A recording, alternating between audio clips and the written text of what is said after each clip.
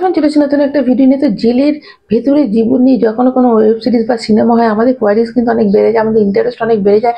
কেননা জেলের ভেতরে জীবনটা কেমন হয়, কয়েদিদের কেমন করে তাদের রাখা হয়, তারা কেমন করে থাকে, জেলারদের সঙ্গে তাদের কিরম কি কথাবার্তা বা জেলারদের সঙ্গে তাদের কতটা কমিউনিকেশন হয় এবং জেলারদের কি কি সম্মুখীন হতে হয় সমস্যা।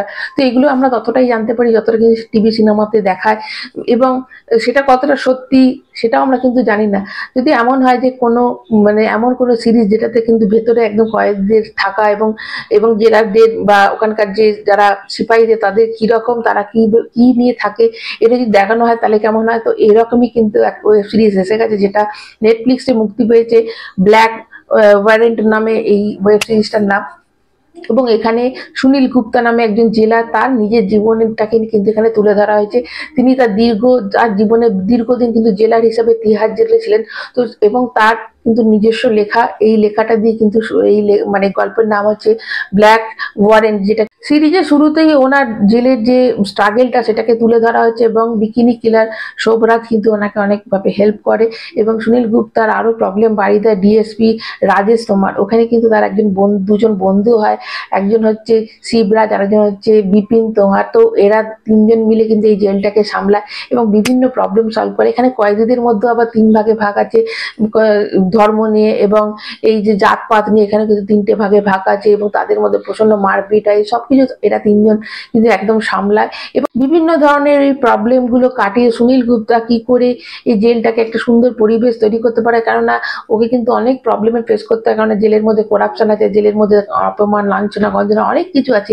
এই সব সামলে একটা সুন্দর পরিবেশ কি করে তিহার জেলে কিন্তু তৈরি করবেন সেই নিয়ে কিন্তু এই সিরিজটা যেটা ব্ল্যাক ওয়ারেন্ট, এটা অবশ্যই কিন্তু তোমাদের দেখতে হবে যদি যারা এরকম সাসপেন্স থ্রিলার টাইপের গল্প পছন্দ করে এবং জেলের জীবন যারা জানতে চাও অবশ্যই এটা দেখবে। এটা কিন্তু একদম সত্যিকারের ঘটনা। দেখো রাইটিং এর কথা যদি ধরি তাহলে ডিরেক্টর বিক্রমাদিত্য মোটবানি এবং সত্যাংশু সিং এরা কিন্তু দর্শকদের একটা এরকম প্রমিস করেছে যে তারা কিন্তু আসল ঘটনাটাকে তুলে ধরবে এবং কি জেলের মধ্যে কয়েদিদের সাথে কি আচার আচরণ হয়।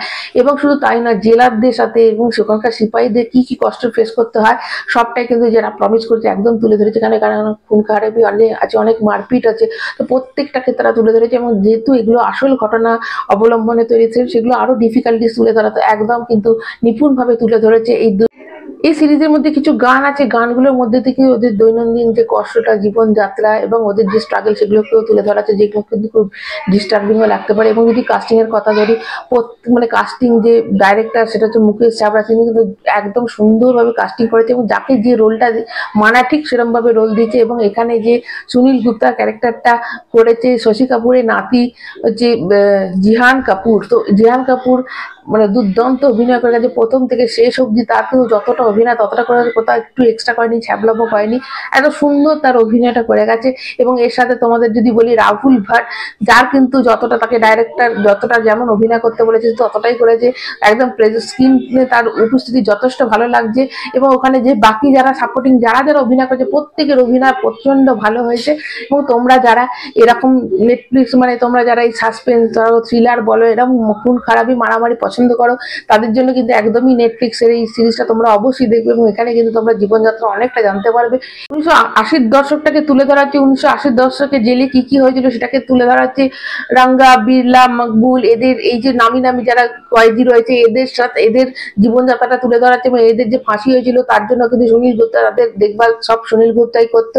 তো সেই তাদের দিকগুলো তুলে ধরা হচ্ছে। এবং যারা যারা তাহলে একটু নরম হৃদয়ের মানুষ তারা কিন্তু এটাকে অ্যাভয়েড করবে, বাচ্চাদের থেকে অবশ্যই এটাকে দূরে রাখবে।